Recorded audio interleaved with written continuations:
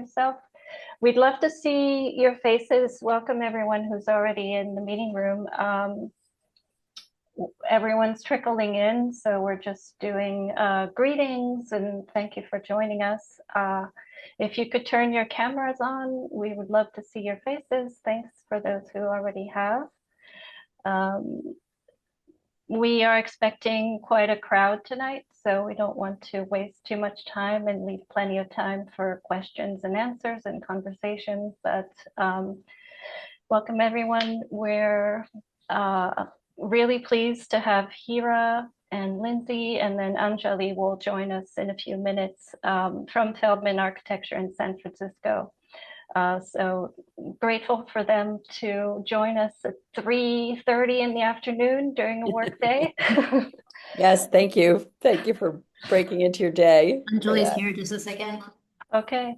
Yeah, Heera had to tell me they're ready for us. I said, I'm on the phone with my client. Who do I prioritize here? Yeah, that's a tough question. Yeah. Especially when you give your client your cell phone number. That's always the question, which clients get that lucky number. Yeah, I'm the principal of the firm, but I have my cell phone on Do Not Disturb all the time. How else would we do our work? Right. Bye, Anjali. Hi. Sorry, everyone. Okay, no worries. I guess you dropped your client and said, I've got to go now. Let's go with that. Yes. Okay. I So told them the truth before everybody. This is very much a part of who I am. we're very grateful that the three of you have offered to join the conversation today to talk about your firm, but mostly about your growth in the career. All three of you have been there for quite some time. Lindsey, the longest, joined the firm in 2006. Then Anjali in 2014 and Heera in 2016, and have grown in the firm to various positions, and Anjali herself as a partner. So it's very exciting to be here and to hear your story of your career growth. Let's jump into it. Yeah, Heera, would you like to start? Yeah, totally. So I'm here with my colleague Anjali and Lindsey, and we are all three with Feldman Architecture. And so we're going to just start by doing a quick little intro and background, each of us individually, just to give you guys a sense of, where we come from and how we landed at Feldman and kind of how our careers have evolved here over time. And then we're kind of going to open it up and ask each other some questions. The first kind of series of questions is going to be about how we balance the architectural side of our role with some of our more business-related responsibilities, which looks a little bit different for each of us at our levels. And then also just going to each kind of talk about how we view work-life balance and how we kind of approach career advancement with our personal lives, which is also, I think, pretty different for all of us and has evolved over time. So that's kind of the high-level overview. I'll be the first to go and kind of start off with my background and my little intro. So I am a California and Bay Area native. I grew up just south of San Francisco, but I ended up going to school down in Southern California. I did an undergraduate degree in urban studies and planning, and then went on to do a 3-year Master's of Architecture program at UCLA. I graduated in around 2010, and the economy was still in pretty rough shape at that time. So my first year out of school, I just took on some odds and end jobs, whatever I could get in architecture. I was freelancing with a local architect in my hometown. And then a family friend also hired me to design a spec home for him. So I took that through design and permitting, which was like a really good experience right out of school to get into drawings and details and permits. It's kind of the opposite work of what you do in school, but I learned a ton from that. And then about a year after school, I got a full-time position as a junior designer with a high-end residential architecture firm in San Francisco called Butler Armstrong Architects. I was there for about 5 years, had a great experience. Learned a lot, but then ultimately felt like I just wanted to see how different firms operate and get a more variety of experience. So I was introduced to Stephen through kind of a mutual connection of ours, and he connected me with Feldman and brought me in for an interview and was really inspired by the projects and the work the firm did, but then also just the values. And I think one of the things that really stood out to me is that the firm had 4 partners, which was very different from my previous firm, which just had kind of a sole owner. And so just, the structure itself already felt really different. And I think when I started, we were around 15 to 20 people, something like that. Wow. And then Anjali had started a couple years before, so remember meeting her. And yeah, it just seemed like a good place. So there would be a lot of growth opportunity. And because we were smaller at the time, really, there's a lot of opportunity to just get into the weeds on all the projects. And so I started as a job captain.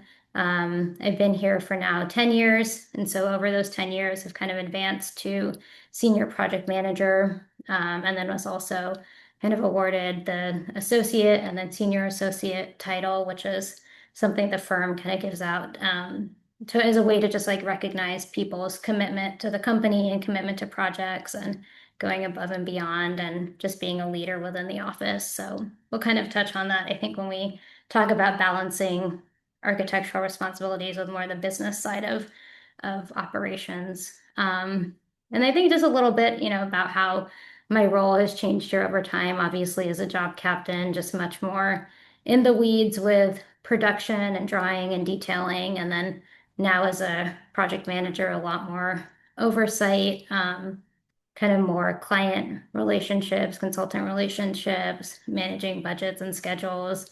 Still a good handle on drawings and projects and how they all come together, but definitely at a higher level and spread across more work. So it gives some good variety. So that's a little bit about me. I'll pass it off to, I think, Lindsey next, to do hers. Okay, that sounds good. And then we'll pop back to Anjali. I'm Lindsay, and I've been with the firm for a really long time.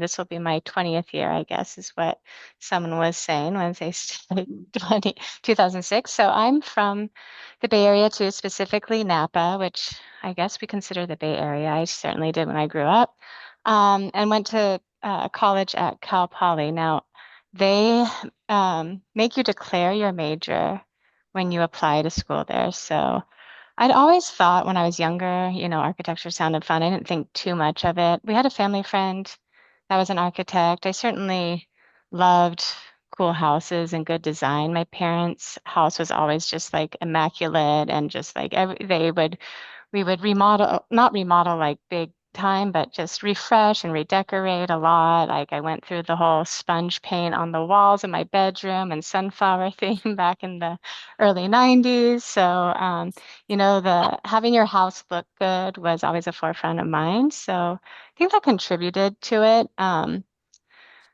And so at the time, and still to this day, Cal Poly was well known in my little Bay Area circle as a good architecture school. So when I got in, I said, why not? This sounds great. And then it just, really felt perfect for me going through. So I never, looked back. And so as soon as I was a freshman, I studied architecture. And that was a 5-year program. So I graduated in 2002.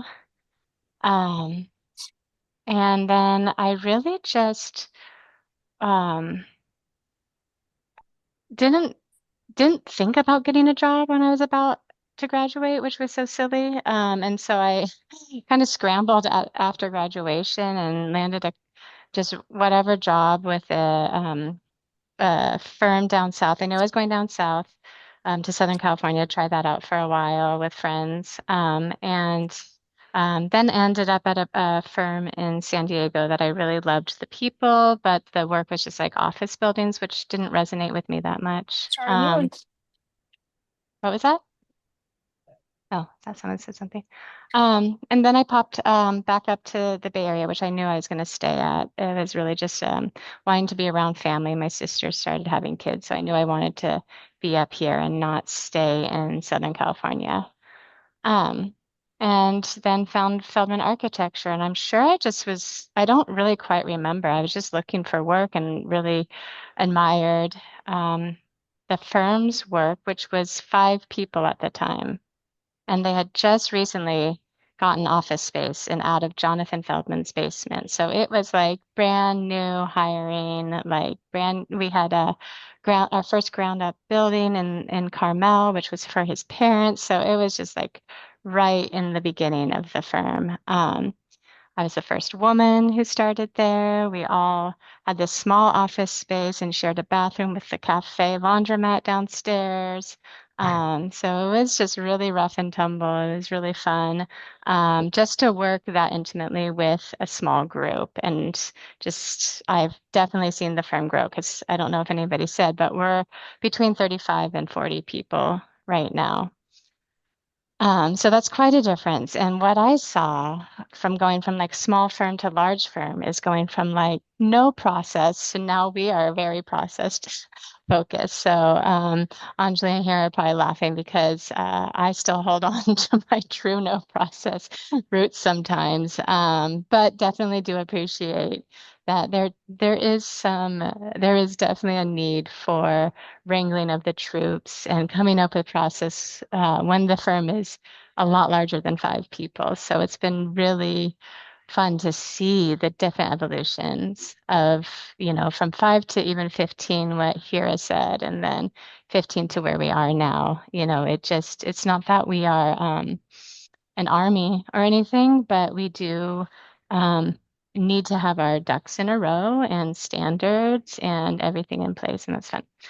The big thing for me, though, as far as my progression, is that um, I now am the director of interiors, and that role happened a while ago, and that came out of an evolution of a project I did. If you guys have second monitors, you can pull up our website and look at the project called Twin Peaks. And I was project managing that project for a wonderful client. She was living there by herself and then subsequently got married and had kids. But I worked one-on-one with her, and and designing everything with her. We designed cabinet pulls. We went into the nitty-gritty, and then she said, why not furniture? And I said, well, why not? And so that was a successful project and really fun to do. And so we thought, that makes sense for us. We love having a say in every aspect of our designs, and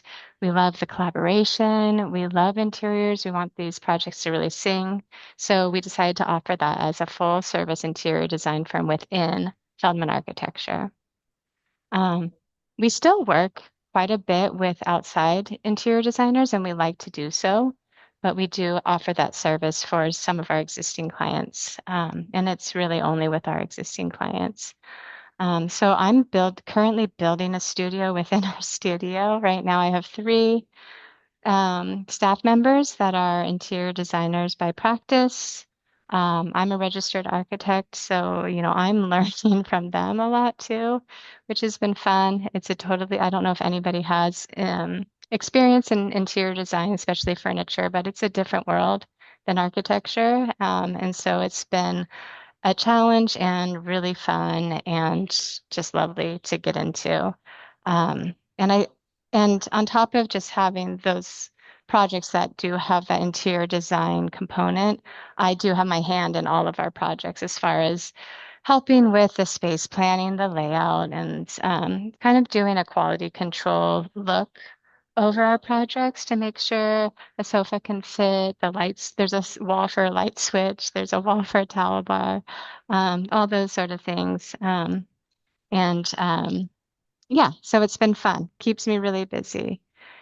I would say one of the other big things is just about being focused on interiors is the amount of client attention that requires. Like I said to the group that's putting this on, I was a little bit late because had given this client my cell phone number, and it was, there's those clients that you give the cell phone number to, and those that you don't.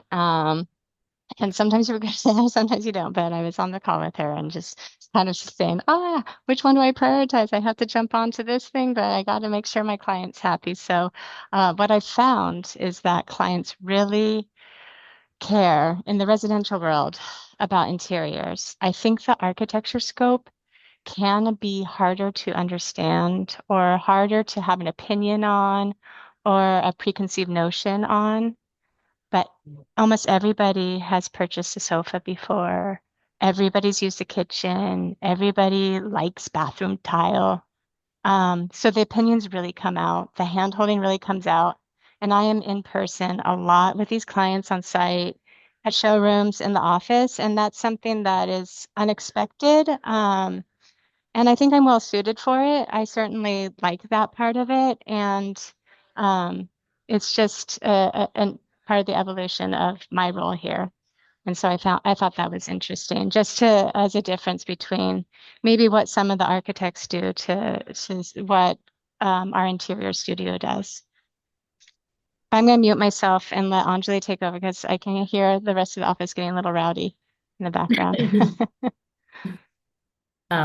Hey everyone. And I just want to kick it off by vouching for Lindsay and the amazing value that she adds to our projects, and what she brings that I don't bring to it. So kudos to her for that. It's a great collaborative environment we have here, and I don't get to work with Heera, so I can't speak for that, but she's amazing, and our paths have been parallel in the office in terms of the roles we serve. So a little bit about myself. I was born and raised in Mumbai, in one of the shanty burbs, nowhere near, I guess, what one would envision when one talks about the skyscrapers of South Bombay. Um, Born in I would say, maybe a lower middle class family. So we're three siblings. All of us really not aware of the possibilities out there, but with parents that really had faith in an education system and belief that that is what would take you to the next level in terms of where we could go with our lives. So education was serious business, and it was incredibly affordable, what was possible in India. When I've mentioned the amount of money we spent, or rather the small amount of monies we spent for my education to become an architect, or for my brother to become an engineer, it's unbelievable, and it astounds most people here. But it was all possible, and I'm grateful for that. I stumbled into architecture just because I was good at my science and math, but I loved creating stuff. I love drawing, I love painting, and I love making things, and I love to write. So I just got bracketed into, hey, why don't you give architecture a go? It was as simplistic as that in those days in India, especially in terms of what's your career path. Do you want to become a doctor? Do you want to become an engineer? Or you're somewhere in between? Okay, there's some art there, maybe architecture. So that's sort of how I found my way into architecture school. I went through a 5-year bachelor's degree in architecture at Sir J.J. College of Architecture in Bombay.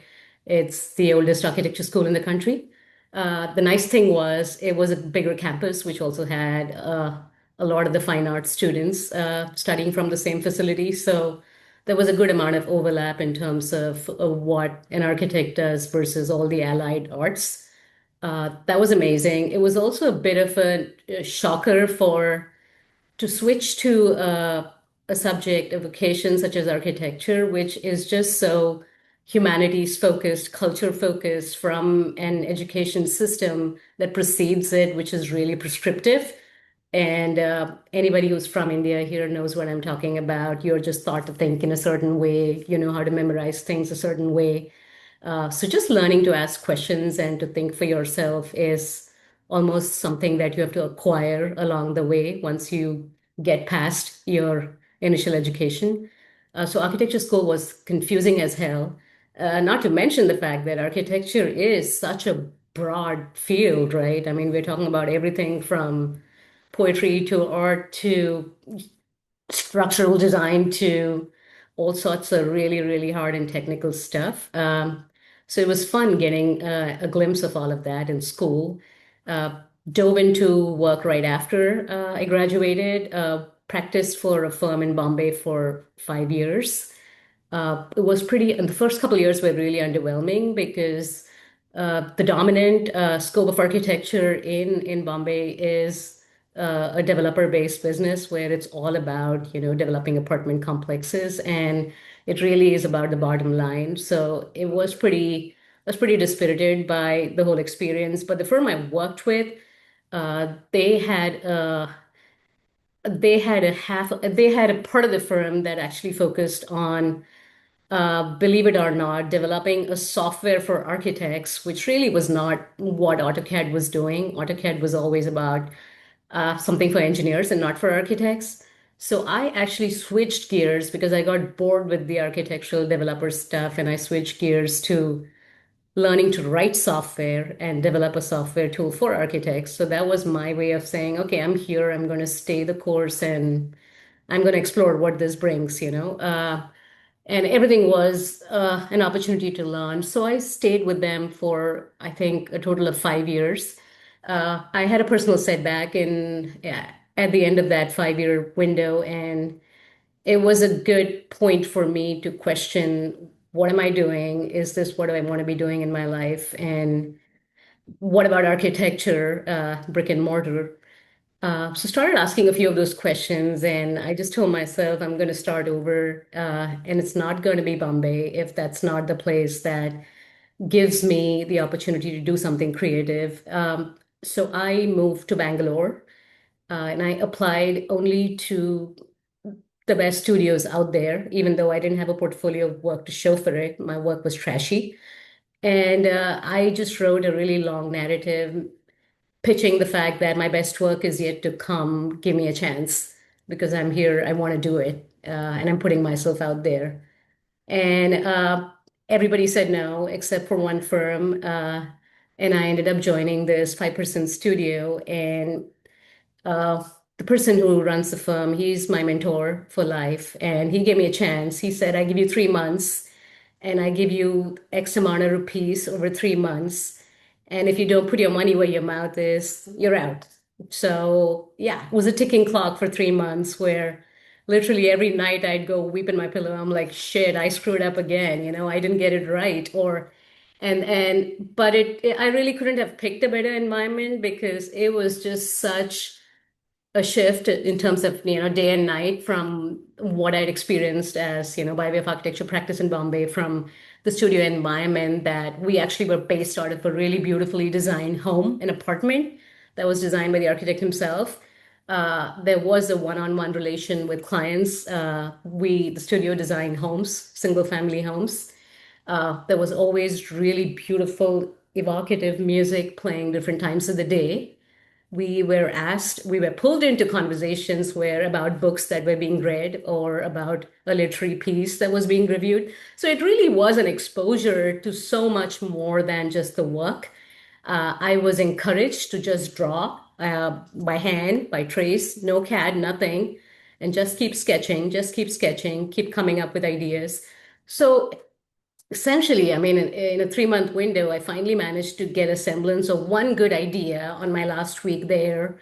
And I was informed that, hey, you're in, kiddo, you can stay if you want. And that was awesome. So yeah, so I spent 5 years with them. I became an associate principal at the firm. And it was amazing. I fell in love with architecture. My confidence grew in terms of the impact I could make and what we could create together. Was an incredibly intimate and small environment. I mean, small group of people, but that really meant that you had to kind of wear a ton of hats, and I liked that. It gave me a well-rounded education in all aspects of what it means to run a practice at that scale. Um, Got married a couple years before before I guess into my time in Bangalore, met my better half. And at some point, 5 years into this, I realized that we don't really have much of a marriage because both of us are completely married to our careers. We were both putting in 14-hour days. So time for another pivot, I guess. Sorry, my journey has been really meandering and scenic and not so scenic. So hope you guys can stick with me. So we decided to move, and my husband got an opportunity to move to Prague, which I visited once with him for a vacation, fell in love with it, and I said, okay, here's what I'm going to do. I'm going to take a break from work. This will be a sabbatical, and we're going to revisit what we want to do and what we want this marriage to be. So that's what we did. We moved to Prague, spent 3 years in Prague. All my clients in Bangalore insisted that I finish up all my jobs and they'll pay for my site visits. So that was awesome. I have the rare record of completing all my projects when I leave an office. Um, so that was amazing because I was like a fish out of water, not working. And what do I do with my time? I don't know anybody in this place. They don't speak the language. So I learned Czech. I got into making ceramics, started taking, tons of day trips and travels. Every weekend was a planned trip. So we just did a lot, and I learned a lot to start over, build new relationships. It's something we take for granted. All of us think going to school, we don't realize how lazily relationships fall in our laps. It's our colleagues, it's the people we went to school with. It just happens in such an organic way, and we don't have to work at it. But it's interesting when you transplant yourself into a completely new country, city. It's a whole different life skill. So that was amazing to acquire. 3 years fast forward, wanted to get back into practice again, was itching to get back into a place speaking English, can speak Czech conversationally, but still the hardest language I've ever learned. So we moved to the US and we picked a place. I always get to call dibs on where we moved to, and we picked San Francisco. Was the most European city to me. It was a choice between San Francisco and Boston was on the outskirts. And so we ended up here. I had to start over my career in architecture had a really good portfolio of projects. That really resonated with a lot of people in California because the kind of buildings you do, the way you approach design and single family residential work in Bangalore, the outdoor living concept is really aligned to what you see in California here. So again, this was in 2011 when I moved here. I did not have a visa to work. And so I started just meeting a ton of architects and reaching out to people whose work I liked. A couple of architects who were connected to be my architect mentor friends in India. Started having conversations. Nobody was hiring. There was not a chance in hell that they were hiring someone without grounds-on experience who didn't know what light wood frame construction was. So the work resonated with a lot of people. I kept in touch with a lot of the architects that I met. I would keep them posted on my progress. I joined up the City College here to just learn fundamentals of building construction, history of Western art, history of modern art, just to immerse myself in this new culture that I wanted to start up again as an architect in. At some point, people started passing around my CVs, my resumes, and Feldman ended up reaching out to me. Steven Stepp reached out to me for an informational conversation. Um, I'm really grateful to him as being one of the most open-minded people I've known who doesn't really, and it shows in the people we hire in this firm. You're not looking at skills, you're not looking at a checkbox of, okay, does this person meet this criteria? So he believed in me from day one and said, hey, you know what? We're not hiring right now, but I have you here on my list. And 6 months later, I got a call from him and I started work with Feldman. I freelanced with another architect as a draftsperson for a year prior to that, just to get some hands-on experience. Became really good at designing decks and doing kitchen drawings. Um, got the hang of, I guess, like wood frame construction. So yeah, it's been 11 years now that I've been with Feldman. Was thrown into the deep end right from day one. We were, I think, a 15 people office at that point. And Stephen knew that design was my thing. It's always been, the one thing, if I have to pick, what do I want to do? I'd be like, okay, I want to be involved in design. So I pretty much got put on a project from day one saying, okay, this is your job, okay, let's see what you do with it. So, no looking back since that point, honestly, started as a job captain. I don't even know if we had those titles back then. Yeah. And we just decided to call ourselves job captains. Uh, and yeah, just was fortunate enough to get a whole umbrella of, portfolio of projects that kept moving forward. So much of it is luck and opportunity, and I was really blessed to see all my projects go into construction. Learned a heck of a lot. Totally reinforced the fact that I had clarity in my mind that single family residential work is where my heart is, and I stuck with that. And that's only, I guess that was my criteria for the studios that I was reaching out to. So I'm really glad I stayed the course. It's just been a wonderful journey. A big part of it has been just wrapping my head. First 5 years were really all about just learning the trade, figuring out what the hell an architect does. How do you draw details? How do you design? How do you navigate entitlements? How do you work with consultants? How do you build those relationships with clients? So the most enjoyable part of it really has been just being, that one person, that hub in the wheel, and everybody else plugs in, brings in expertise, and you're sort of, nurturing this community towards, creative new ideas and creative projects that's satisfying for everybody. So that's sort of been my journey, and I was promoted to becoming a partner at the firm a couple of years ago. The same trajectory as Heera, associateship, senior associateship, and then a partner and a principal at the firm. I'm in a really interesting phase in terms of a transition because I'm so good at being a project manager and wearing that hat for the longest time. And now I'm switching gears to being a principal. So uh, it really has shifted focus in terms of what my priorities are to be. And at this point, I would say a couple of things I'm passionate about really are about the business of, I guess, the designing a practice, designing a business. So that's something which I think we're all really invested in the company, and it's something that I'm really digging deep into. How do we grow this family, which started as, say, a handful of people, 4 people when Lindsey started, and now we're 40 people strong. So how do we keep the culture going? How do we still keep the storylines consistent in terms of why we do what we do?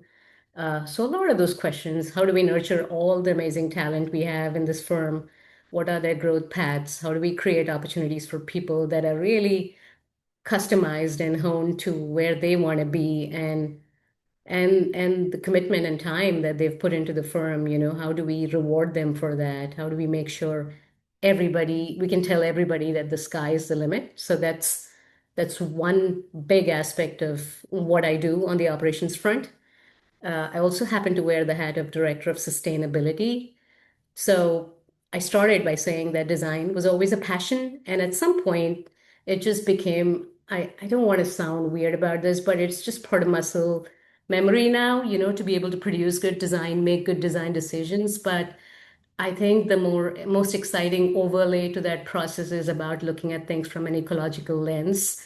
And Feldman has always been a firm that has championed sustainability and what it means for a firm that does custom high-end homes. So there's a lot of work that's gone in. So I see myself as a shepherd and a steward for how we're actually putting our money where our mouth is, and how are we spreading the word in the industry, and how are we holding ourselves and our clients accountable to the impact of our work on the planet, which I think really is a pretty exciting design angle to bring to a project, and something I think that is relevant and of the times. So yeah, that's my story. Cool. I think we were going to move into kind of like the just asking each other some questions, but I guess from Anik or Nancy or Anjali, should we pause for any questions at this point, or should we keep? We're interested to hear your questions to each other. I have a ton of questions for you, and I'm sure our attendees also have questions. And also, don't forget, you can all put your questions in the chat and we'll get to them too. So I say continue. We lost some time at the beginning, and we'd love to hear your relationships as colleagues in your firm. So go ahead. Okay. Cool. So I think the first one just kind of wanted to hear from everybody, or Anjali and Lindsey, like how you guys view the balance of your architectural responsibilities with some of the more like business side of your role. So I guess, Lindsay, you're building out the interiors department. That's still pretty new. Like you said, it's 3 people, but we get, you're doing great. There's a lot. Lindsay's super successful in convincing many of our clients to hire her for the interiors instead of an outside interior designer, which keeps their 3-person team super busy. So I know it's always a struggle for you juggling like your clients and your project commitment was like, more of the overarching, like what does the interiors department want to be? Mm-hmm. So if you want to maybe speak to that a little bit. Yeah, and I think I'll touch on a couple ways that our firm particularly is structured. To answer that question, we have an executive team that's all the partners, our financial person, and me because of the department I run. And really, that executive team, um, almost the sky's the limit, like with how much success I want to build in my pursuit of interiors, right? And building an interior studio. So that's the first point is that this firm, Feldman Architecture, gives so much support for lots of ideas. Jonathan Feldman, as our visionary, is not ever at a loss for coming up with grand ideas that just get us so excited. But the thing with the E team, the executive team, is that it gives focus to those dreams, right? We don't just sit there and get each other excited and walk out the room and forget what we're doing or not know how to achieve them.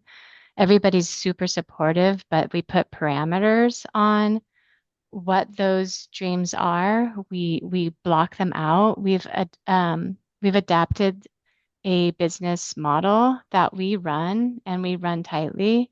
And that's just to give these dreams and these like exciting ideas a way to develop and develop smartly that supports our business, right?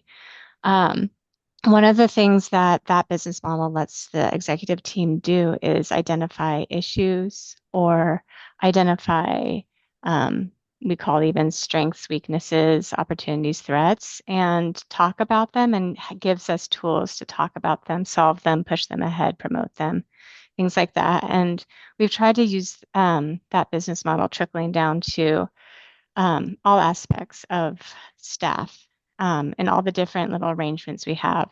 And one of those arrangements that we have, which I think is also commendable with our firm and maybe makes us unique, is we have a, s- a buddy system where we have staff managers that tends to actually just be our senior associate group.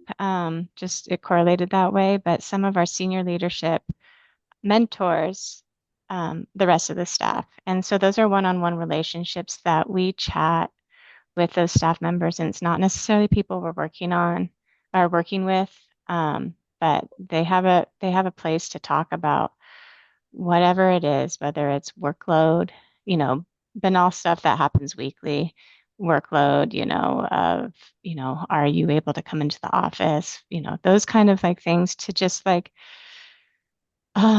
things that happen to be in our handbook of HR things, or how do we solve this, or hey, I have this problem with my project team or this project or whatever. So we've created like a really, what I think is really successful space for mentorship within our firm. And it allows some of us to have relationships with our staff members that we wouldn't typically, just because you're staffed with a certain people on certain projects, and sometimes you don't work with someone for a couple of years. So I loved that kind of crossover.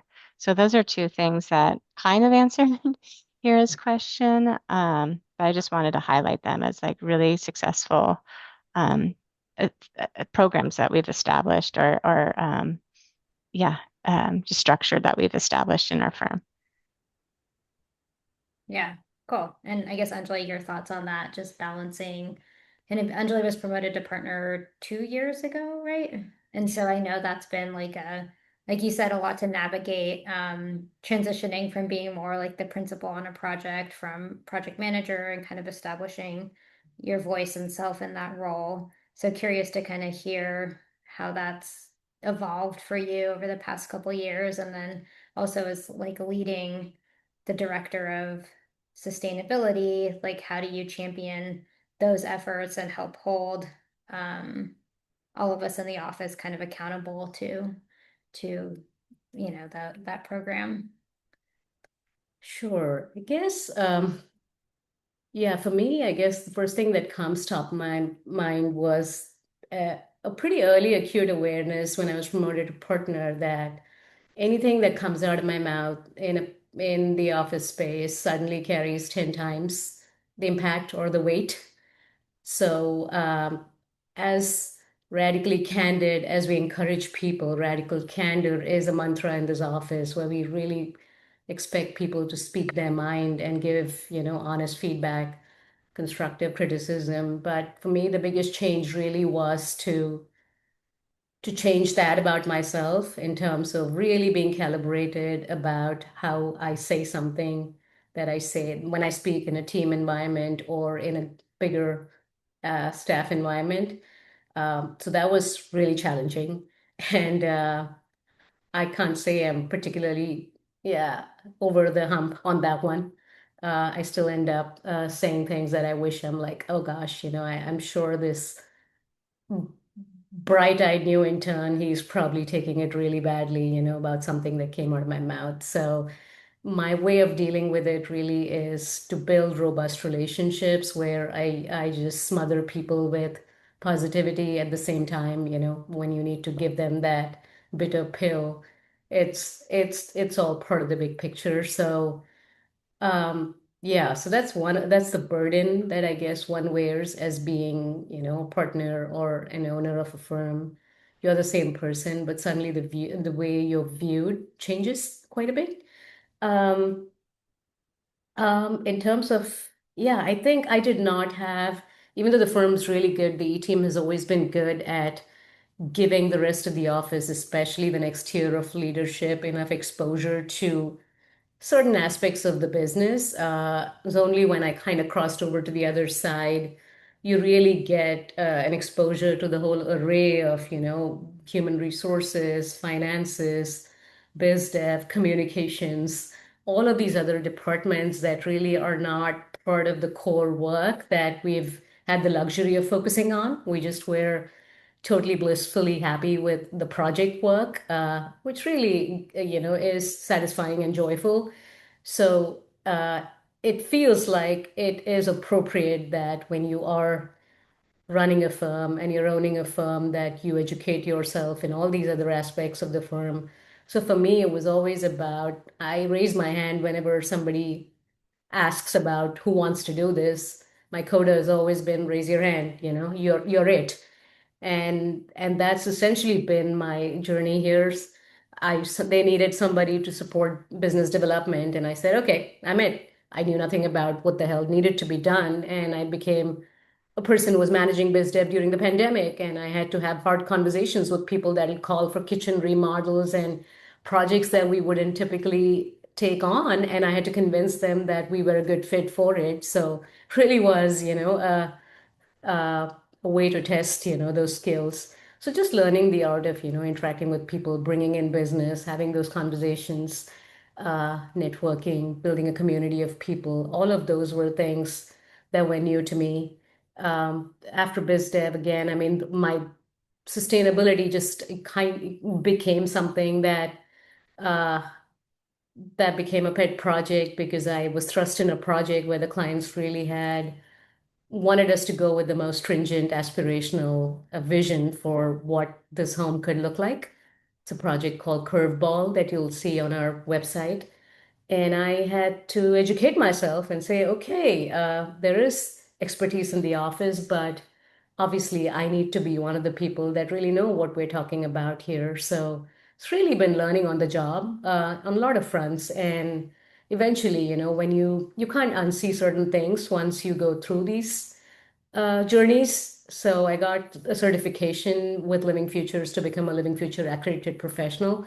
And it's one of the most rigorous certification, I guess, pathways when it comes to architectural projects. So that led me to a certain worldview of what architecture needs to be and what it means to be responsible as architects and as stewards of the environment with, I guess, with the reality of the world that we live in today.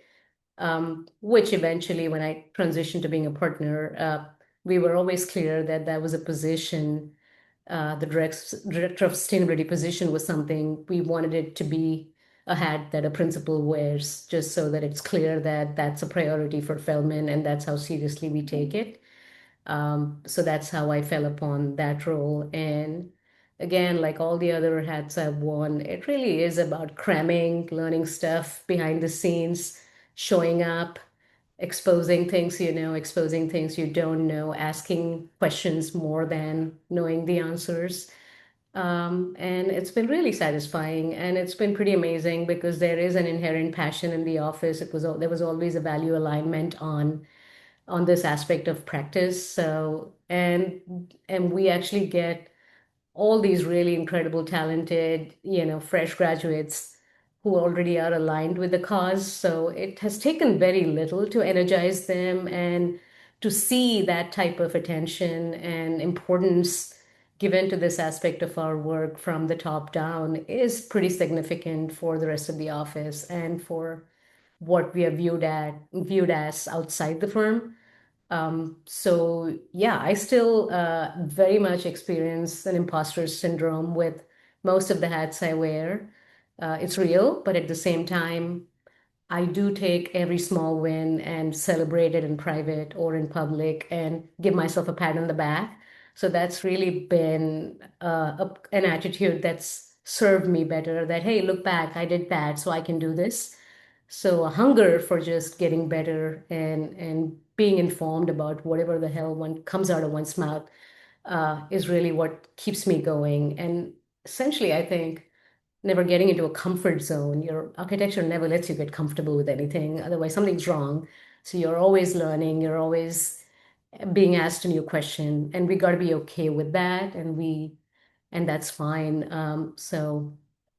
Yeah, I think a big part of all my projects now have that focus, but at the same time, it's wonderful to actually be able to spread that ethos across other projects and figure out ways and methods in which the knowledge is being shared, the expertise is being developed, the passion's already there. So we just amplify these conversations through a lot of different media, including the sustainability department.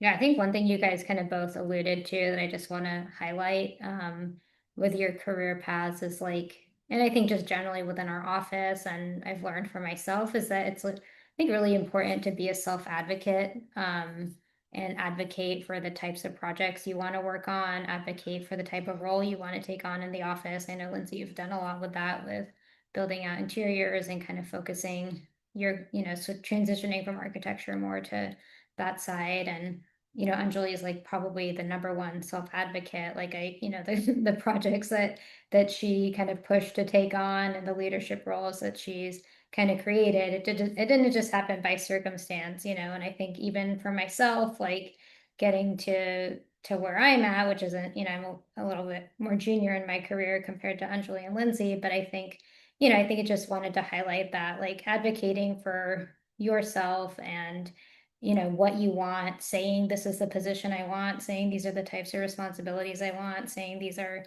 the types of projects I want to work on, and just being really proactive and creating your opportunities, I think has been really critical for all of us in our roles.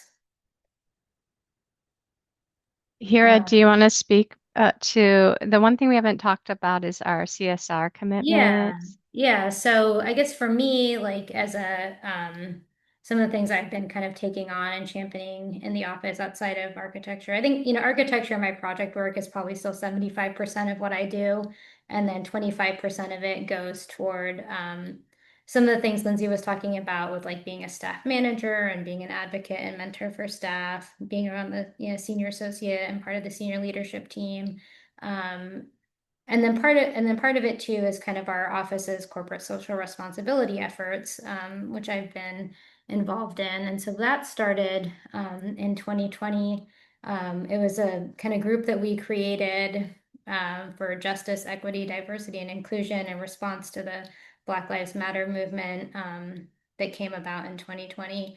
And that evolved over the past couple of years into corporate social responsibility, which is really our way to kind of hold ourselves and our practice accountable into the highest standards when it comes to areas like governance, sustainability, and social aspects. And so one kind of leg of this is that we push to become a JUST certified organization. And so that's something that we renew every 2 years, and our group kind of works on that renewal. We work to advocate for the JUST policies. So those are things like, how much PTO we all get, what are the types of benefits, what type of culture are we creating, do people feel included, do people feel like their voices are heard? So it spans kind of a broad range of kind of culture, more the social side, to more the governance side of what are our policies and benefits.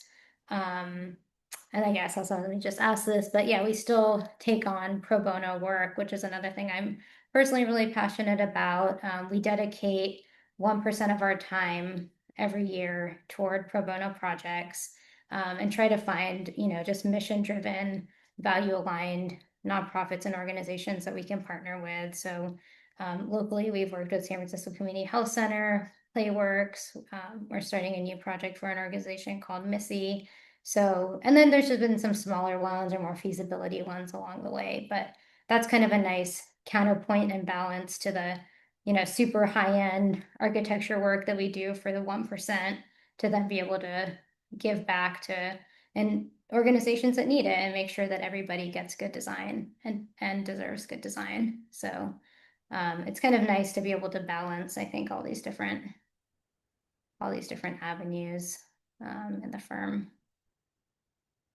I think we were also maybe going to speak a little bit to how we each balance kind of work-life balance, but should we start opening it up to questions, or I know I'm not sure how timing is. Yeah, let's hear from the audience a little bit.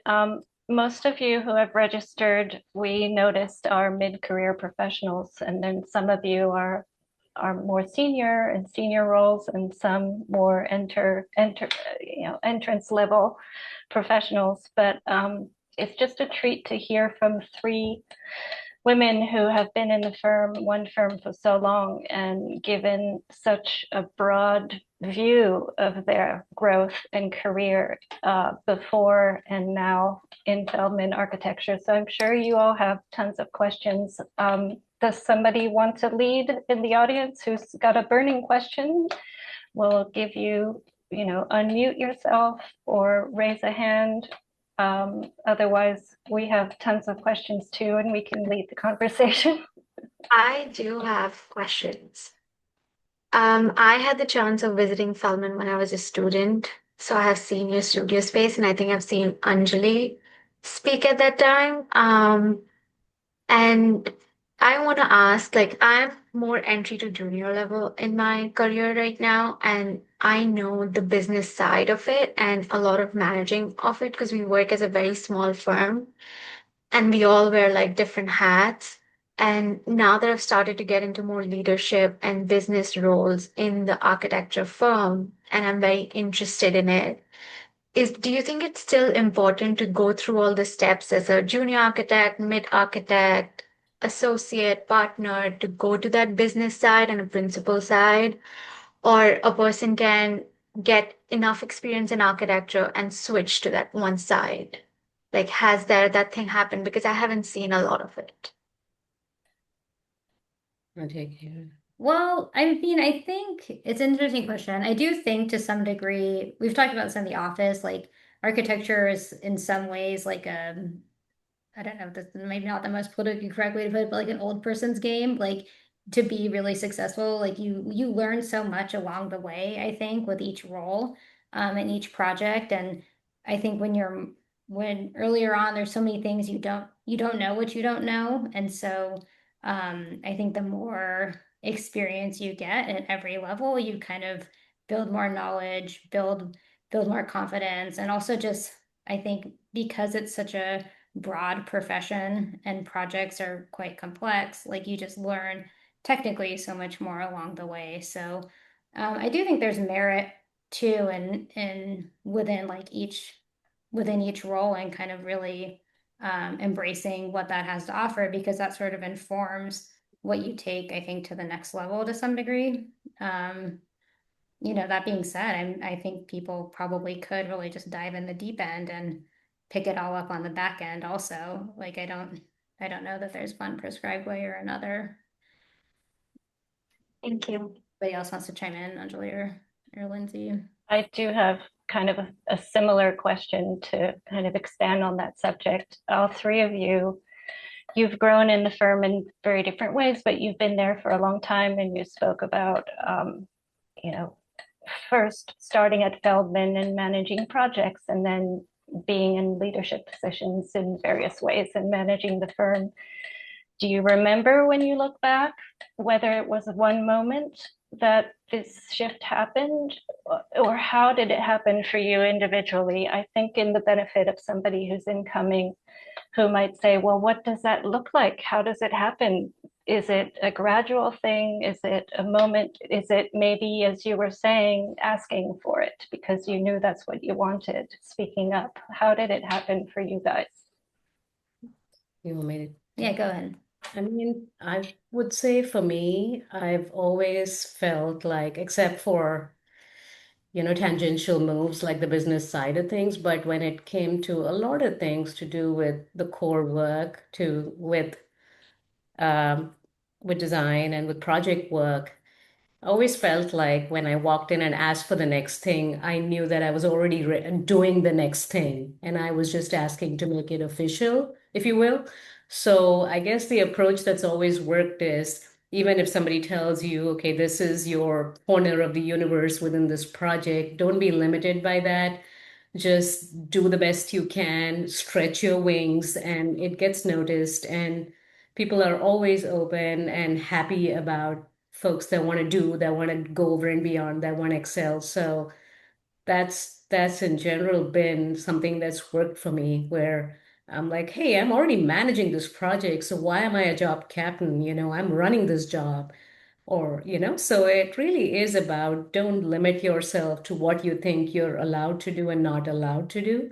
But at the same time, make impact, show up, do the work, it gets noticed, and before you know it, you're growing, because obviously it would be really stupid for a firm to not acknowledge the fact that they've got someone that they think is a heavy hitter and can be, built at a different level, or, be a more valuable resource than where they currently are at. So just self-advocate and keep pushing be hungry, keep pushing for more. I would add on to that, Anjali, too, is it might sound just because of those roles that the three of us are in that we prioritize or reward non-architecture work. And we've had more than, being a kick-ass project manager, kick-ass job captain, designer, whatever level. And that's not true. We've had those conversations a ton with our staff because people say, oh, well, she's this or he's in charge of that. Is that how I get the recognition, the promotion, the leadership? And really, I mean, it comes down to we want you to be so good at your position. So don't so focus on that, to Anjali's point. Focus on what you come in the door in your current role and really hone that. We love it when people are hungry for the next level and the next thing, but you also have to, be good at what you're walking in the door at too. Yeah, I mean, just as an instance, I mean, we are when we talk about processes and we're talking about these things, we weren't joking around. We actually have a really robust set of roles and responsibilities spreadsheet matrix for what each role, each title that each person in the office has, what is the expectation from them. And essentially, this is a two-way street. People are allowed to advocate for, showing up with that spreadsheet and saying, hey, I check all these boxes and I think I'm pretty great at it. So can we talk about my promotion, or can we talk about what's next for you? So we are empowering people to have those conversations, and we're setting them up for those conversations. At the same time, we can very easily just pull the same spreadsheet up and say, look, these are, blank areas that we need to make sure we give you those opportunities, that it's not just that, okay, go figure out, get CA experience. No, we got to give people CA experience. So it's really a two-way street where we are working with people to get them where they want to get to, but at least there's a conduit to have those conversations and for people to self-advocate and for us to recognize them and give them their due. So we promoted someone we recently hired in 3 months to the next role. Why? You don't need to do that. People generally sit in a role for a year, after you join a firm, but it was so obvious that this person had the caliber to be, at that next level. And honestly, I think it's really about just being open to what people's true potential is, putting out what the parameters are, and just actively having those conversations. I guess, Anik, also to your question, I think for me personally, like being ready for it, I think it was to some degree something that built over time. Like the more experience you get, the more confident you start to feel in everything you're doing, and the more you realize it, the more I've realized I could take on more. So I don't know that it was ever like a single aha moment, Yeah. just more something that kind of built with the more experience I got and realizing, hey, I can do this and I can do more and I know more than a lot of people at some point. So, Yeah. or you just have a certain confidence, I think, in at least I at some point develop a certain confidence in my ability to do it and to do it well and to do it better than other people. And but I think that definitely built over time from experience. Do you think that confidence also comes from people around you who believe in you and give you Yeah, totally. that push? It's not just a self-driven desire, it's something that's Yeah, nurtured by your colleagues. absolutely. Oh Yeah. yeah, I mean, I wouldn't be in the position Yeah. I'm in if it wasn't for Jonathan, probably it was, that said, "Hey, why don't we make this a real thing? Why don't you do it?" Right? I mean, and then you have to act on it. And you have to follow through on it, and that can be its own anxiety-driven thing. But yeah, it's definitely, I mean, we have a huge, that was my earlier point, like that we have a hugely supportive leadership and partnership. And really, I mean, if you have an idea that we find that it's, in line with our firm's goals, like you're going to have support here to make it happen. Mhm. Yeah, Heera, you mentioned coming into a leadership position, but you didn't really say what that meant to you in Mm. as a senior associate. What does that look like for you, Yeah, I mean, I leadership? think at my role, so part of it is just having direct access and meetings with the executive team at Partners. So we have, I think, bi-monthly meetings. Well, we meet independently as a group, as a senior associate group, to talk about, issues that we see in the firm or things that we feel passionate about advocating for, or things that we're hearing from staff that could be better. So our group kind of has an opportunity to meet and formulate our thoughts, and then we also have kind of an opportunity to meet with partners to kind of express those ideas and get their feedback or support for initiatives or things that we want to push forward. So I think just being able to have kind of more of a direct line into some of the policies and procedures and say, hey, this is working, this isn't working, this is how this is resonating with staff, this is what's rubbing people the wrong way, I think is something I really enjoy. So And then, you're advocating for your staff in that yeah, position. totally. And that also comes into with the Yeah. staff manager role that Lindsey was talking about. Like I have five direct reports. Each of the staff managers, we have about five direct reports. So staff that I meet with individually on a biweekly basis. And, I get to know them on a personal level. Sometimes they're people I work with, sometimes there's not people I work with, but getting to hear their perspective one-on-one, but then also be an advocate for their careers and their promotion and growth and advancement because I have more insight into, what their accomplishments are over the year. And I do the annual reviews with them every year. So, I think that's another thing that I think is really great about the role. Mhm.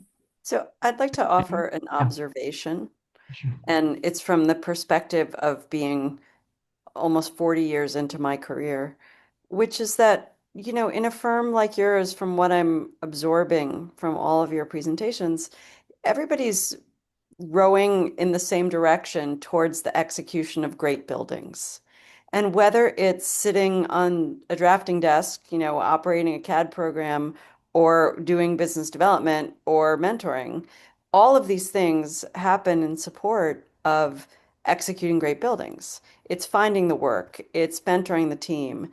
And I think that if the message that the team at all levels is getting is that they're being supported to reach a little further each time towards the end goal of creating great buildings as a team, that's where you start to notch success again and again. And that's where things really are operating like a machine that's functioning optimally. And it sounds from what you're all saying that this is the way your firm operates. But the distinction between the support roles and the design roles is really an illusion in that they are all really essential to executing great buildings. Absolutely. 100%. Yeah. Yeah, totally. I mean, everyone at every level is so critical on the project team. And we're really thoughtful, I think, too, about how we build out our project teams and, who's working together. Have they worked together before? Are people getting the opportunity to get new experiences? Yeah, we're in the office mandated 3 days a week, and we realize the importance of collaborating together, being with each other, absorbing just from overhearing what your neighbor and their team is talking about.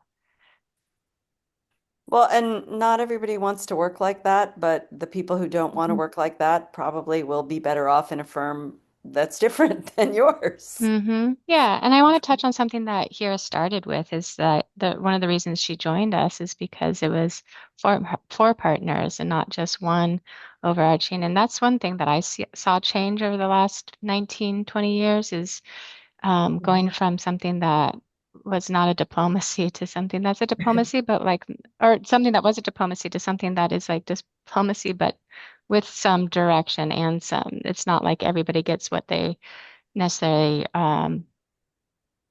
say or want, but there is a very clear direction that you were alluding to, Nancy, that we've established, and we want to make sure that we all are headed in the right direction, and we will empower anybody who is, collaborating with us, if that makes sense. But it's been a change from like kind of having one person direct everything to like having lots of leaders and trickling down on all levels of collaboration. I think is a difference in our firm versus just one person in charge. All three of you have spoken about stepping into new roles and starting to work on something that you had no idea how to do, and basically getting out of your comfort zone. But in the process, did you discover something about yourselves you didn't think you were capable of?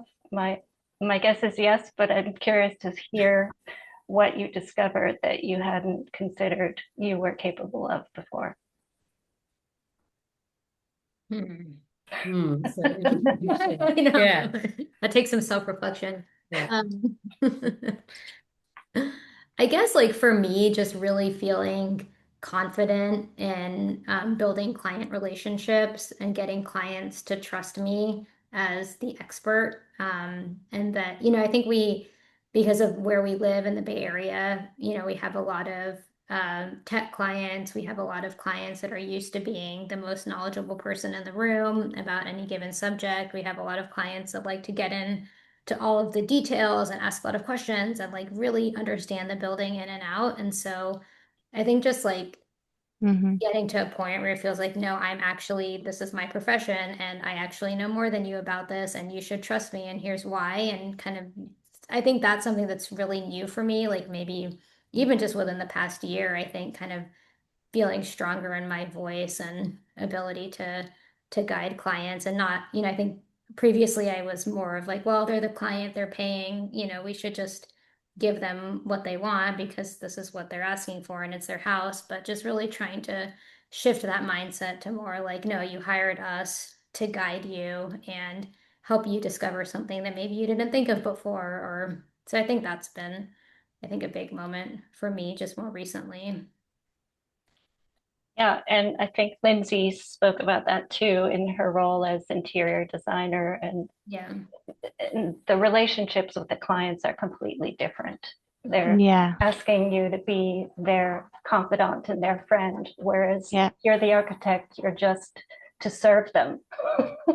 Yeah, Yeah. Lindsay gets Well, it on a there's, whole other level. Paying for the yeah, I mean, interior. there's, You get But even in a Just friendly different way. wavelengths. yeah, I mean, there's client service that's just as important, right? Or it is important. And just, you're not, as much as like, I think anybody in this room could probably design a kick-ass building and work with a contractor and make it like really shine, like the balance that here is talking about. Like there's a human side of it. We're custom residential. This is like as personal as it gets.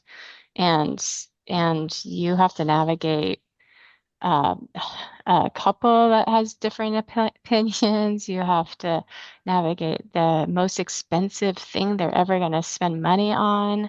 There's a lot of, you know, things that we have to support them on emotionally and psychologically um, that is not design, but it definitely has to happen to get to the design that their project wants and deserves.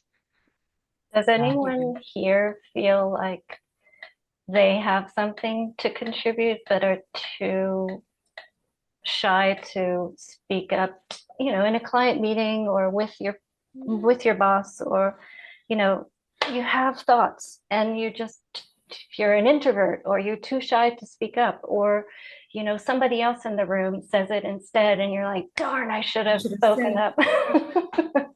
Yeah.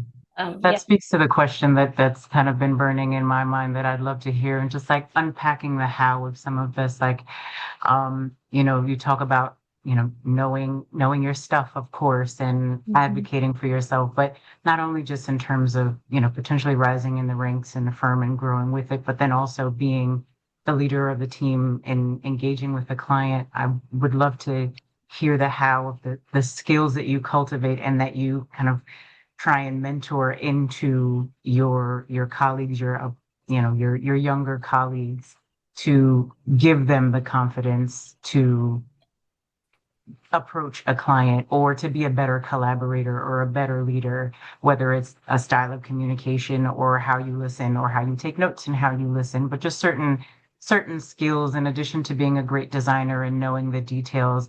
Like Lindsay, you talked about, it's very much the people aspect of things that we need, whether it's with our colleagues or with our clients. I'd just love to hear a bit more about, how consciously um, perhaps you mentor on the skills that it requires to get good at that. Or, maybe it's more organic, but I just love to hear more from all of you. Um, I can take a pass at this. I feel like, I mean, all our projects, we are pretty rigorous about having team meetings where essentially everybody in the room, be it, the intern or the designer too, I guess, the partner in charge, it's a pretty free-flowing conversation, and we're pretty regimented about going over all aspects of all issues, surrounding a project. So we do have those conversations where more often than not, the project manager or the partner will bring up a situation that had to be dealt with, and we're all talking about it. So people do get exposure to, those things that do happen when you're dealing with people, when you're having to have those uncomfortable conversations, when a client's being unreasonable or when you've dropped a ball. So all of those type of things, we try to be pretty open about it in terms of, okay, this does happen and this is how we deal with it and this is how we dealt with it. So it's pretty clear. We try to make it really clear to people that we are all in this together. It's not that, you are Feldman Architecture, you are not limited by your limitations. I like to mention this to people often. Like I was at a job site meeting with a client and one of the job captains who was with me, she just said, I've never worked in this location, so I don't know anything about, the entitlements process. And I just had to get in there. That's not quite right. Feldman Architecture has done it. And, so you have the resource and you can reach out to whoever can get you that information. So we're rooting and pulling together with this stuff. So we try to be really open and transparent about this. We've had conversations where we walked away from projects, for instance, where we felt like clients haven't treated, our staff right. So we do get in front of those conversations where a partner would step in and have that conversation, call them out and say, hey, this is just not okay. Or times when we've messed up and we've missed something, we get in front of those as well. So honestly, it's really about communicating and sharing how, what the lessons were, just so that we're all benefiting from, things we learn from each other. I mean, we don't have to each make our own mistake each time, we're learning from each other. That's the point of it. We're in this together. Yeah, I think a little bit for me too is just like building the skills and confidence with each role, because each role kind of informs the next and kind of informs your overall understanding of architecture and design and how it works. And even some of like, then what leads to some of the business decisions. So even like from a designer level, kind of you're just understanding the fundamentals and maybe the software and tools and building confidence there and getting some exposure to design exercises and having, moments where your voice is heard, to then like job captain really getting, I think for our firm, that's really getting more into like technical ownership of some of the detailing and consultant coordination and understanding, not only how does a building come together at each level, but then how do you build out a drawing set to then kind of from there, project manager, it's like, okay, now you understand how to do it yourself. How do you help guide and direct other people to do it based on how you've had success doing it in the past? And so I think each role kind of builds on the next. And as you build your skills and confidence in each role, you take that knowledge, with you, and I think build upon it. And then understanding all of that too just kind of informs like, okay, well, why are we making certain business decisions? Like how understanding how long it takes to do something helps you understand schedules and budgets and fee projections. And, I think it all starts to come together the more experience you get at different levels. And we're not perfect at it. Like we've had a lot of feedback from more junior staff that they're not in all the meetings, so they don't have all the Yeah. information. And so, that's tough because we're always balancing fees. And some clients are really, they see how many people are in the room and they're counting up how many how much they're spending per hour per person. So, those nuances can sometimes get lost in, our conversations with our team, but we work on it because we've heard them say that.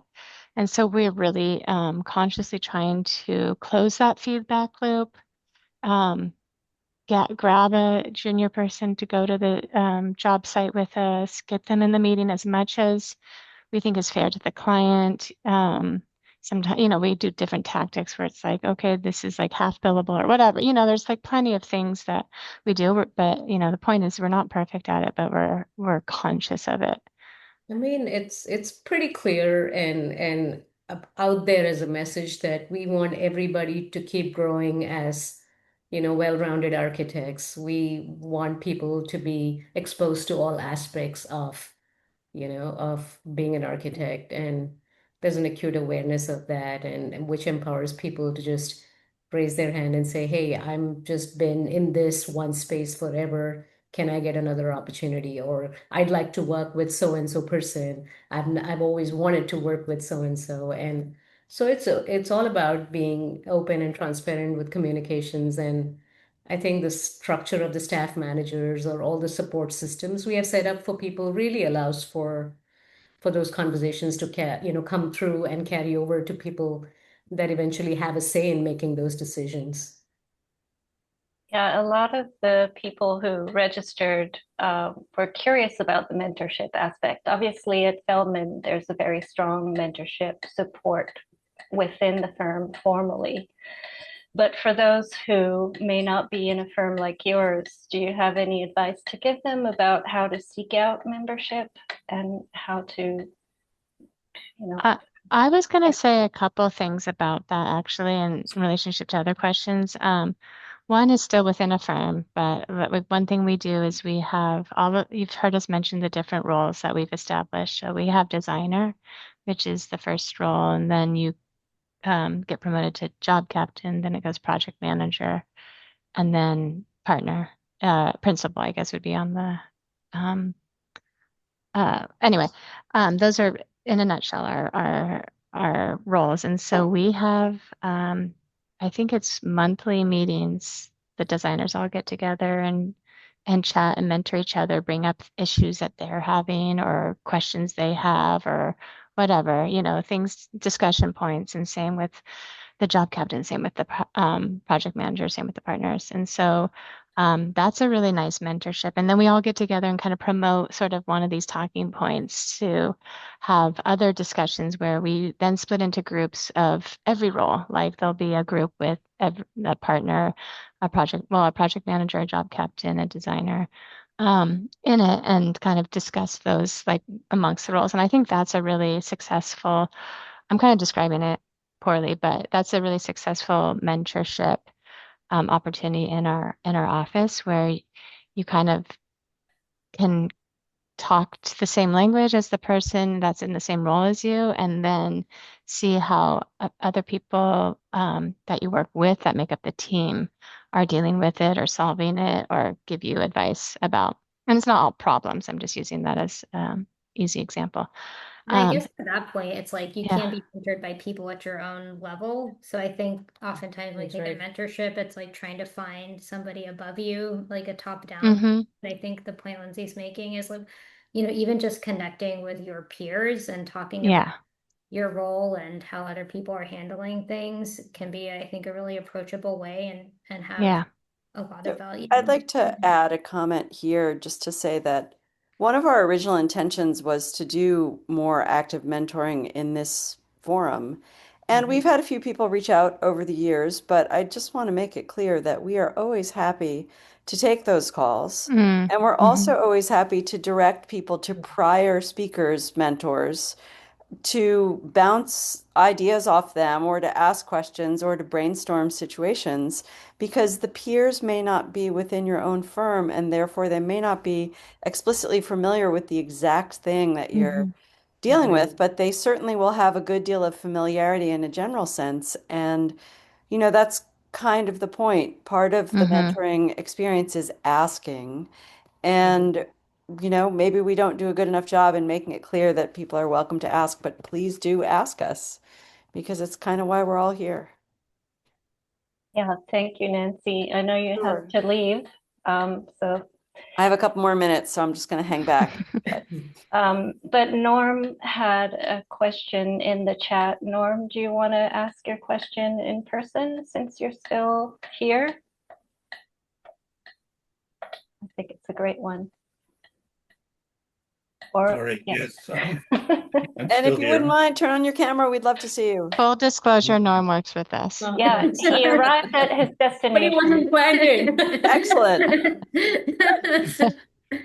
Yes, I do work with Anjali, Heera, and Lindsey, and I'm very fortunate to have that opportunity. My question is, you've talked a bit about self-advocacy, and I'm wondering in the past, I know that Feldman is, very receptive and very kind of equality is a big thing there and diversity and what have you. But in the past, have you had any particular challenges in terms of, gender discrimination and how have you dealt with those challenges?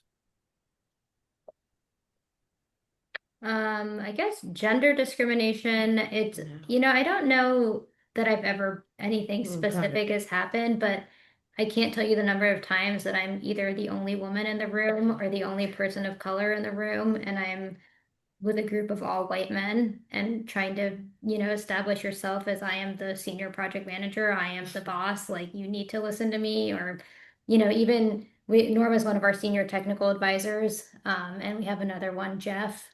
And even just like there's been instances of going out to the job site with Jeff and people, the subs will automatically approach Jeff with a question. And Jeff's like, I'm ask her, like I'm not, you're not, I'm not the person in charge here. So I think people just make a lot of, I think, assumptions that, I think because I'm a woman and probably also to some degree because I'm brown, that it's not me that's going to be the person in charge. So I think just more generally, I think that happens. I Yeah. think that same thing happens with, sorry, Anjali, like what Heera was earlier saying about, now we have the confidence to say, hey, we are the experts, we are the professional, and this is our professional, bye Nancy, the professional expert opinion, and being taken seriously and not being challenged on that. I don't know if that's I think it's both like the experience and it's also, I think, the way I speak, the fact that I'm a woman. I think there's a lot of contributions to that over the years about having a expert opinion and experience that is still challenged or questioned. So we deal with that, I think, a fair amount. Fair amount, yeah. I mean, within the industry for sure, yeah. So it's always something that I guess one is used to it at a certain point, and it does help when say a Jeff or a Norm or any of the other partners, if they step in right away and redirect it and set the equation right. So it's always great having allies who are doing that for you, and so that you're not always having to do that work. And I think that's been successful. And allies are so key when maybe you lack the confidence, but Right. you want your ally to shore you up, and you build that confidence, and then you achieve it yourself. And the more you practice it, the easier it gets, right? It makes me think of Debbie Reiser. We were fortunate enough to be able to interview Debbie Reiser a few years ago, who at the time was 94 years old and still practicing designing buildings out of the second floor of her home that she had designed for herself in the 1950s or 30s. But what's remarkable about her story, and we made a documentary short film about it, which we're happy to share with everyone, but she's maybe 4'8" tall, has been her whole life, and went to Pratt Architecture School in the 40s, and graduated. Basically, it was after World War II when all of the soldiers came back from war and were trying to reintegrate into civilian life. And so she was at Pratt with 52 men in her class and only 2 women, or I think 4 women, and the 4 women graduated. But most of the men dropped out because they thought architecture was too hard. But anyway, Debbie, in our interview, talked about that, being a 4'8" woman and in the 40s and 50s in an all-male field then more than now. And ultimately, it was great to hear her just say, people eventually listened to her on site because she had the answers. And it was as simple as that. Yeah, That's right. exactly. Yeah. She People had the eventually figure answers. it out. Yeah. Yeah. You know the most. At first, they would give her the back, but then when they Mhm. realized she had the answers to their questions, they eventually gave her the time of day, and then she became their hero, and they worked together for decades after that. So, like, be generous. Don't kind of also wither away because you have one challenge. Kind of rise up to the challenge and show them what you know, and then you can build really meaningful relationships from there. Or not. If that person isn't receptive, just turn your back on them and walk away. How many people have you met that way whom you wouldn't work with because they just weren't good collaborators, right? That does happen too. Mhm. Mhm. Anyone else from the audience want to be brave and ask a question? I have a question. I'm a landscape architect, and sometimes when I meet with clients, and I know that Feldman Architecture has a very good reputation with carbon budgeting, and I get a lot of pushback when it comes to green, going green, protecting trees. How do you deal with pushback? Do you qualify your clients at the very beginning, or is it an ongoing, you know, kind of power struggle? Well, yes, we do have a pretty I want to say a pretty elaborate vetting system, which has evolved over time, which really is more about value alignment on the kind of people that we want to be building these relationships with. These are relationships, right? That's the first thing I tell people when I pick up the phone for a call. I'm like, you and I, we've got to have chemistry and trust, and otherwise this thing's not going to work because I'm going to know more about you than your spouse when we part ways 4 years down the line. So we better trust each other. We better like each other. So let's suss this out is the way, I approach, a potential project and a potential client conversation. So similarly with sustainability, I mean, we have a pretty customized, set of qualifications that we walk people through that just describes who we are as a firm. There's the work, but then there's also, what's behind the work and what are the things that we have a bias and an agenda about, just to get that initial feedback. And sure, I've had conversations with some clients who are like, hey, look, all the sustainability stuff is great, but hey, I don't want it to break my budget, or I'm okay if it doesn't, but if not, I'm not personally invested in this.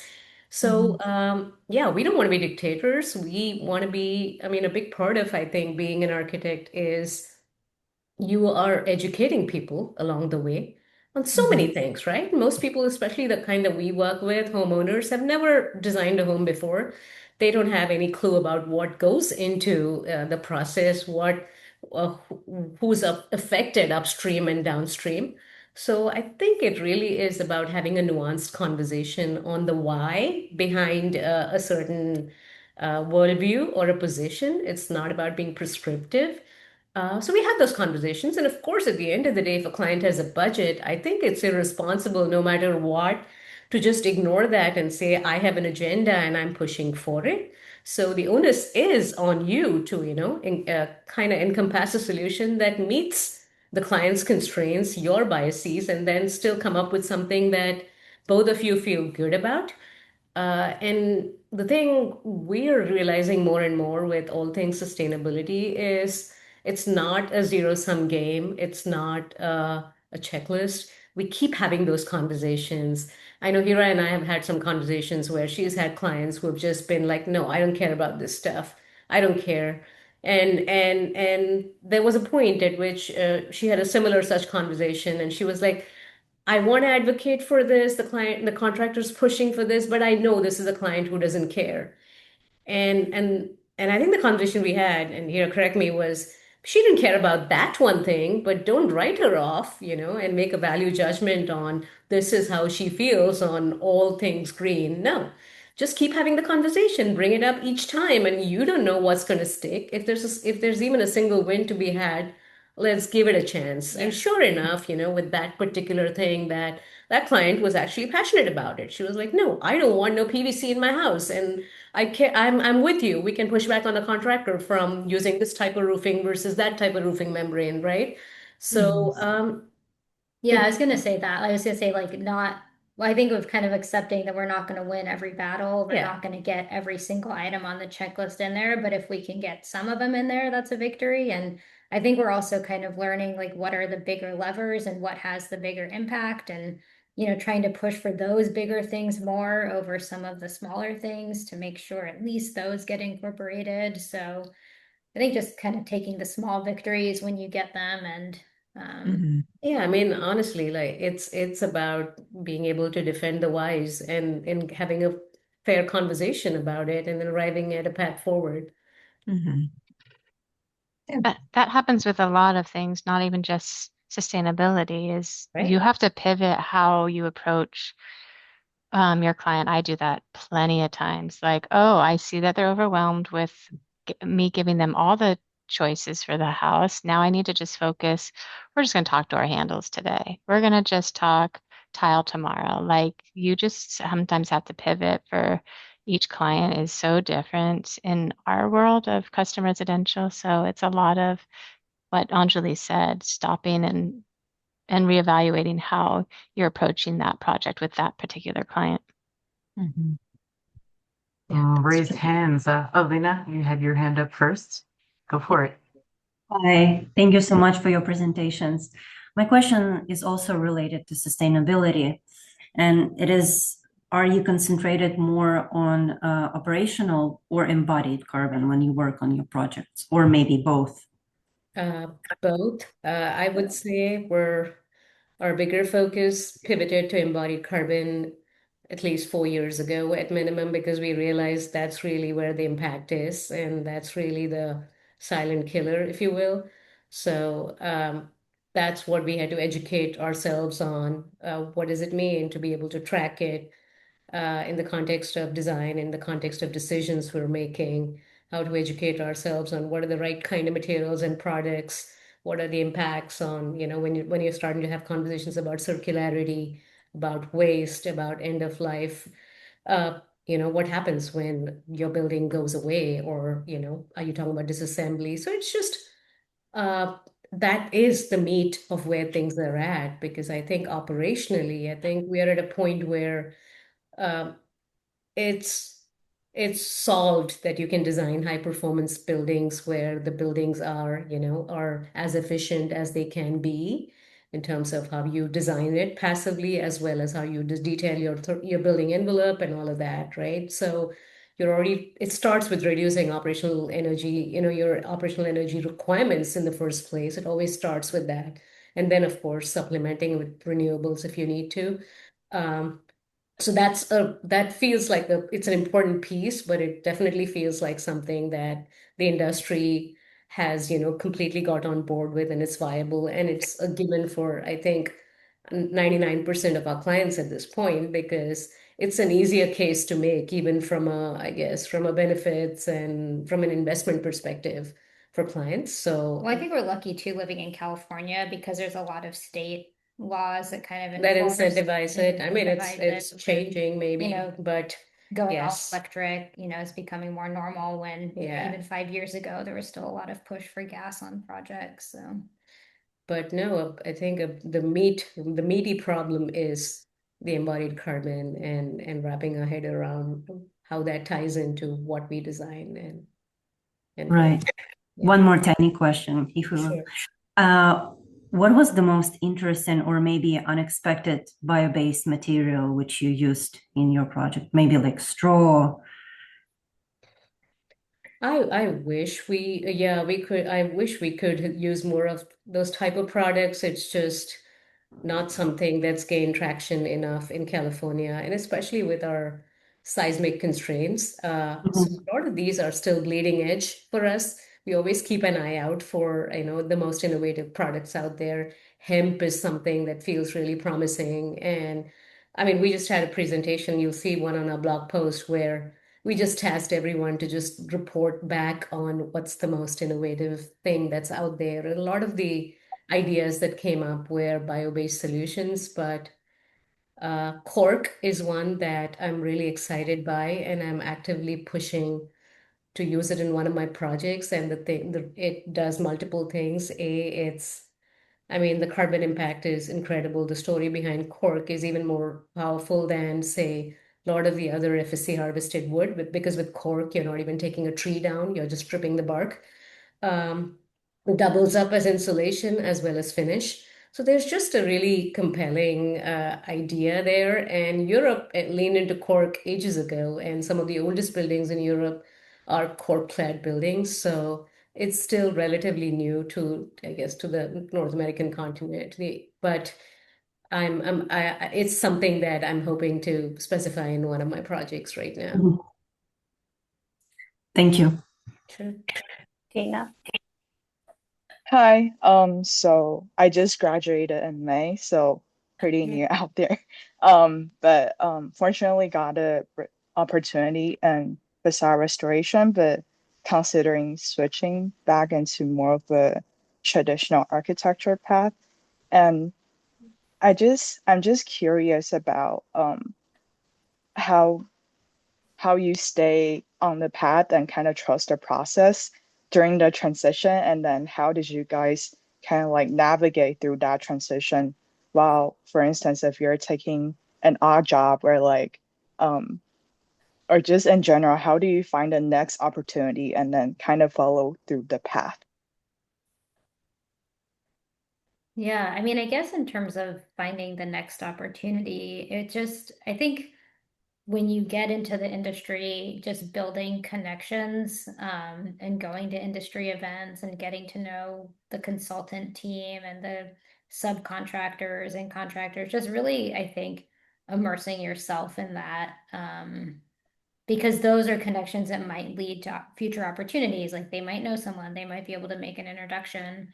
Um, so I think that's how I moved from my first firm to this firm was just through industry connection, somebody who knew Steven and then was able to connect me with him. And um, so I think that's one thing that's really helpful. I don't know if you guys have any other. Yeah. I've been at this job too long. I have to change. I guess in terms of what was your other question about trusting the process? Can you say that again? Yeah, I wasn't sure I understood that.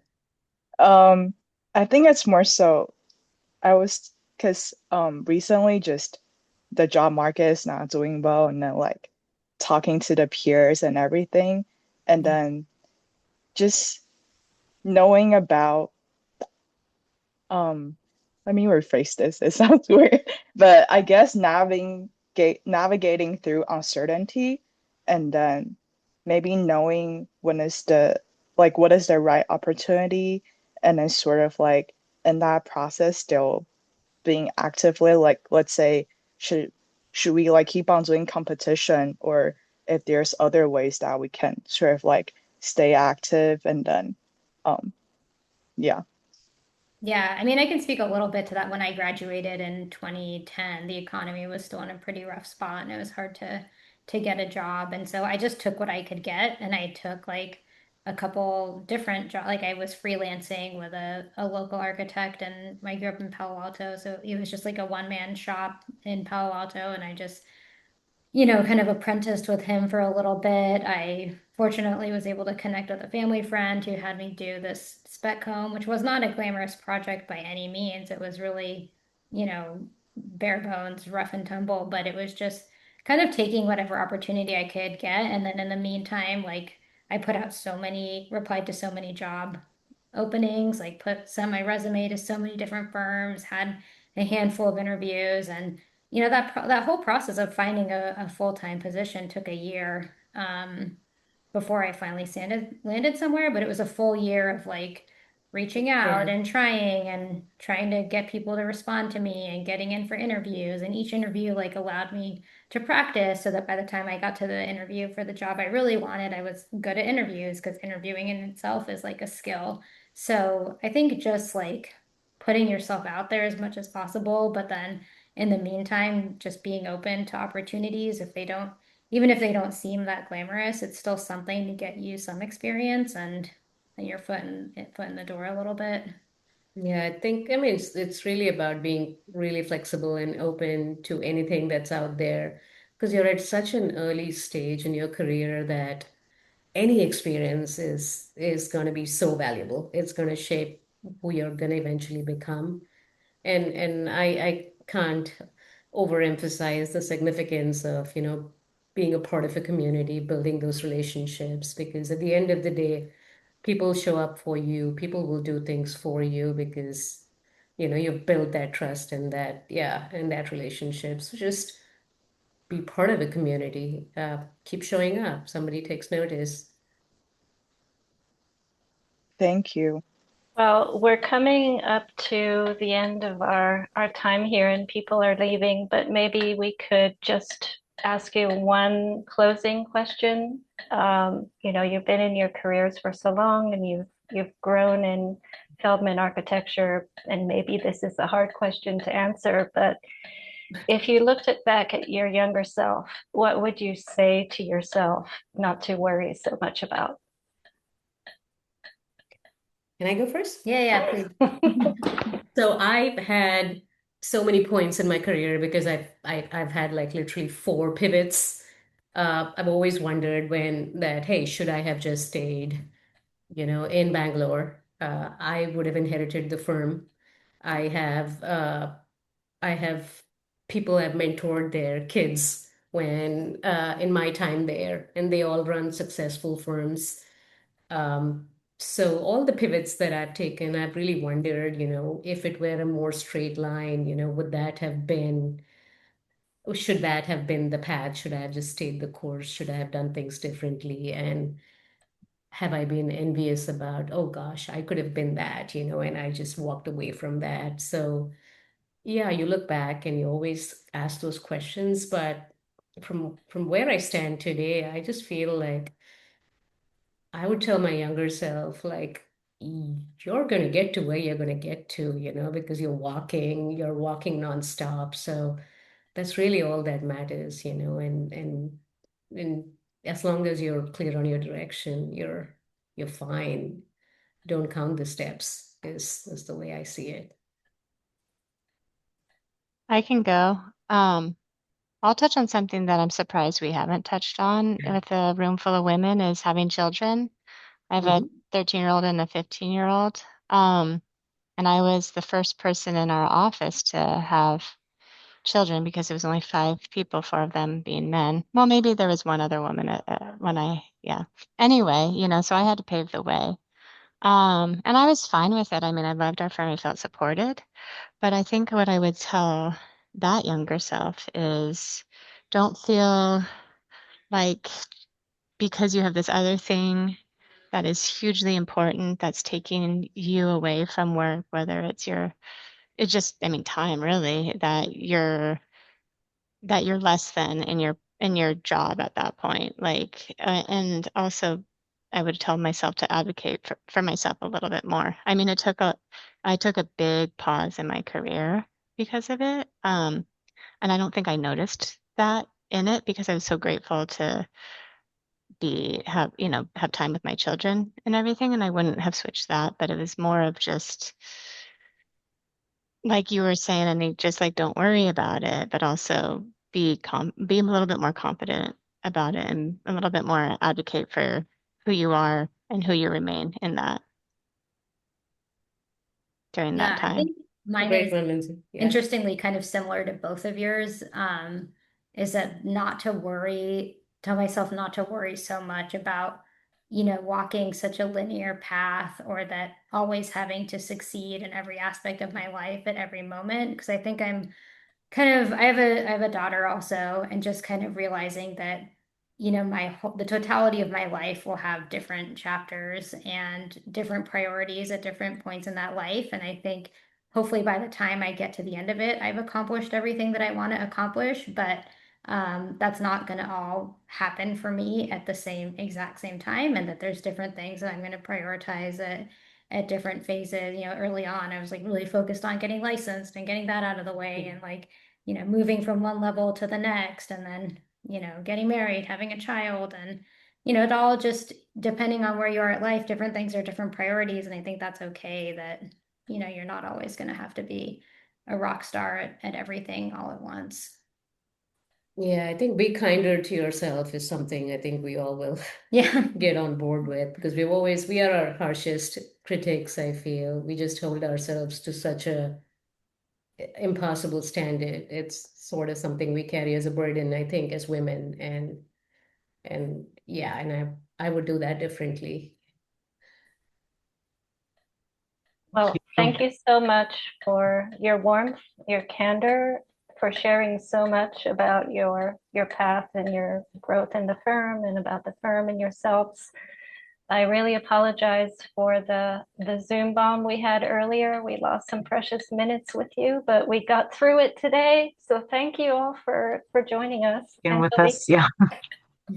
Yeah, Do we thanks have for any having me. announcements, Melanie, any before we drop everyone off? Or- We will be having a session in March with Ijama and her colleagues from Urban, a New York City office full of very diverse staff. I think maybe Feldman would like to join that one. It might be very interesting to hear the, West Coast, East Coast, Yeah. two firms with well, I don't think any of them are partners, but they all have been at Urban for quite some time and are really engaged in building mentorship program and community for underprivileged groups. So very interesting. So look out for a March session announcement. We don't have the exact date yet, but we will send that soon. And then another seminar in May, which we can't really announce yet because it's not completely gelled, but there'll be another seminar in May. And then some summer sessions, one in July about grant writing for architects with the Yale event on July 16th. So if you want to travel and be given a grant to travel and study Islamic architecture in another country and win a grant. She's a pro at writing grants and getting them. So she's going to do a master class in that. Wow. That's awesome. That is awesome. I know. All right. So have a great evening, everyone, and hope Good to night. see you in March. Thank you. Bye. Thank you so Thank you all. much. Thank you. you. All right. Bye. Bye. Bye.